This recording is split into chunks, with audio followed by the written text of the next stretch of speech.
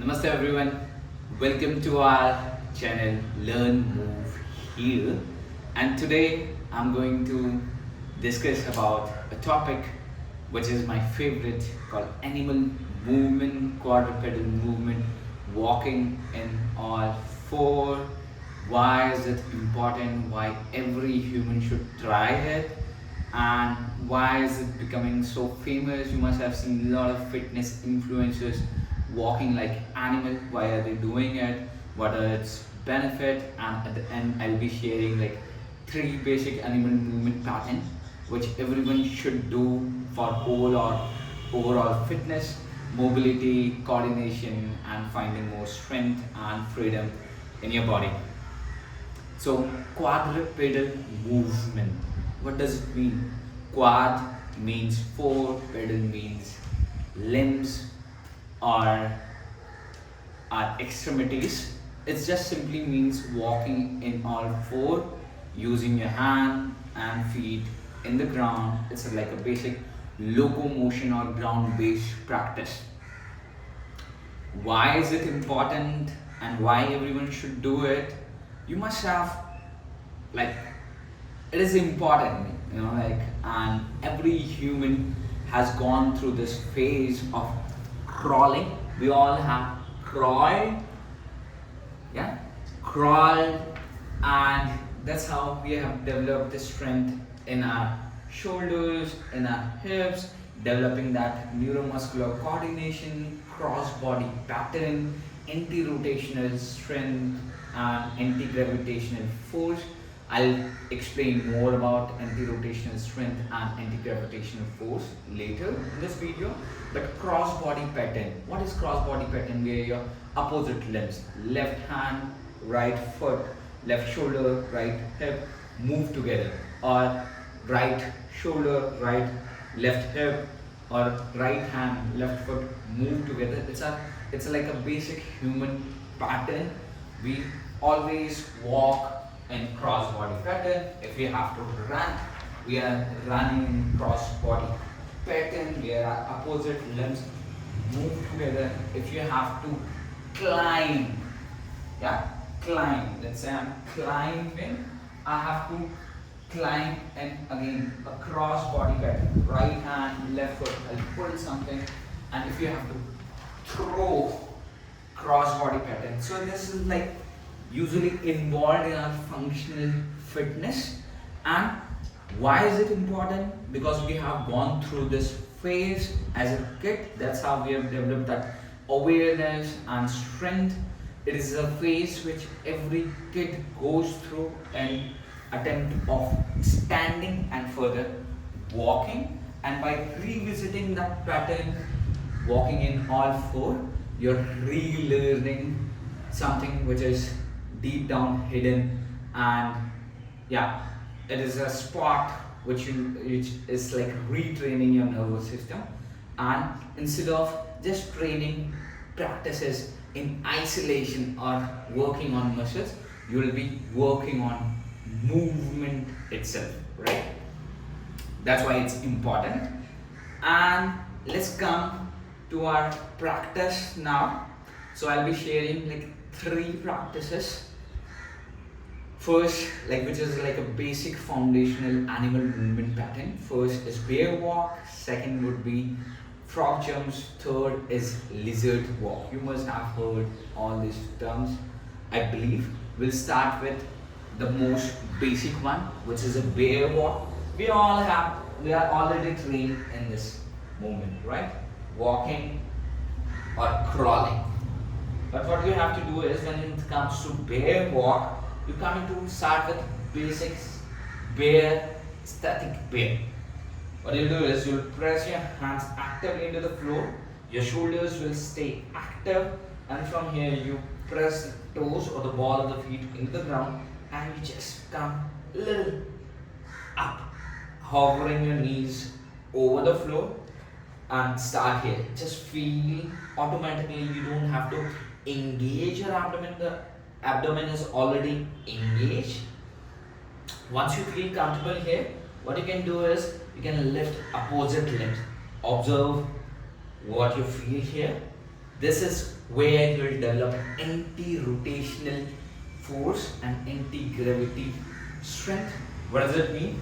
When I lift my opposite limb, let's say I'm lifting my right hand and left foot, my body wants to drop and rotate, but I'm activating my hand, my core, my muscles in my arms, muscles in my quads, hips, calf to stay in this position. And that's where you develop strength called anti-rotational strength. And same, like you already know that there's always like a gravitational pull. The gravity wants you to go down and pull you or make you fall, but using the right muscles, stabilizing the right muscle groups and structure, you are staying upright, and that's how you develop anti-gravitational force. In all these planks or one, this quadrupedal movement, the body wants to drop, fall, but by utilizing the right engagement, you are staying upright. Now, next movement comes from here is adding a little bit of locomotion, which just simply means moving from one place to another. What we'll do is we'll add this cross body pattern: left hand, right foot, right hand, left foot, left hand, right foot, right hand, left foot. It's as simple as that. One of the major benefit of all the quadrupedal movement is you're moving close to the ground and you're developing a good connection with the floor, and also you're working on small muscles which stays neglected, and working on your deep stabilizers, your abdomen, your spinal erectors and other muscle groups. Let's move towards our next practice. It's very fun practice. It's called frog jump, and very essential practice for developing good confidence and awareness of your hands, and also very good practice for developing a skill like handstand.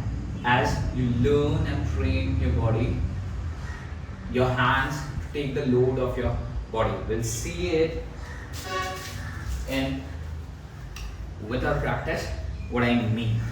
Okay, the basic how to start the frog jump is, or frog walk, is you start in a deep squat position. If the mobility of the ankle, knee or hip is the issue, you can always come into the ball of your feet and lift your heel. That's completely fine. From here, I place my hands in the floor and I'll add a jump. I inhale and I'll jump, exhale and softly land to the floor. As I'm pretty comfortable with my heels on the floor, so I'll stay in the deep squat. So what you have to do is, again, I'll bring my hands in the floor, I'll add jump, and I'll again come into this deep squat. What is basically happening with this movement or this transition is, I'm shifting my weight from my feet to my hands and back to my feet. I'm on my feet, I'll place my hand, I'll add jump, and I softly land into my feet. Easy. How is it important for the handstand practice? As you're sitting in the squat position, you place your hand, you jump, you become comfortable with shifting your weight on your hands, and you slowly land into the floor. This is also a very cool practice for developing elasticity in your lower body, as you are creating the force as you're jumping, and as you're also absorbing the force as you're landing softly without crashing your joints. Or otherwise, like if you fall like this, all the load goes from the ankle to knee to head to the spine, which is not good. That's why we're teaching your body how to develop control here. Yeah. So amazing practice. Again, let's move towards our third and final practice, which is amazing and beautiful practice. One of my favorite practice in animal movement. It's called lizard walk, and it's a little challenging as well, as you move really close to the ground, and you develop that end range strength both in your upper body and lower body, and also anti-rotational strength and all those anti-rotational capacity. Let's look, and this is like most rigorous way. Many people think like lizard walk is very complicated, but if you take the right measures and understand with right progression, it's super easy to learn. Let's break it down. I'll start the practice with the plank position, and from here what I'll do is I'll shift my weight, or I'll reach with my left hand and right foot, and I'll come back easy. I'll come back to my plank position. This is my home, so I'll revisit my home. From here I'll reach with my right hand and left foot. If that feels good and doable, what I'll do is I'll add a little bit of push or going down. I'll reach in the front, I inhale, I'll go down, exhale, I'll press, push, and back to set. I'll do the same thing on the other side. Right hand followed by left foot. I'll go down, inhale, exhale, and center. If you feel like, you'll add rotation into your spine by reaching forward and also twisting and looking back. Bringing your ear close to the ground. Pushing back to center into the plank. Right hand, left foot, and I'm twisting and I'm dropping that outer edge of the foot to go more closer. Beautiful. If that feels good, you can add movement into it. How? I'll start again in the plank position. Inhale, down, exhale, up. Breathing up, breathing out. Inhale, exhale. Amazing practice. So what we look into is, what is animal movement, why is it important, and why should we do it? You must have understood by now, like you're not moving in a linear planar movement. There's a multi-directional movement. You can change the direction. It's fun, and you're not isolating the movement.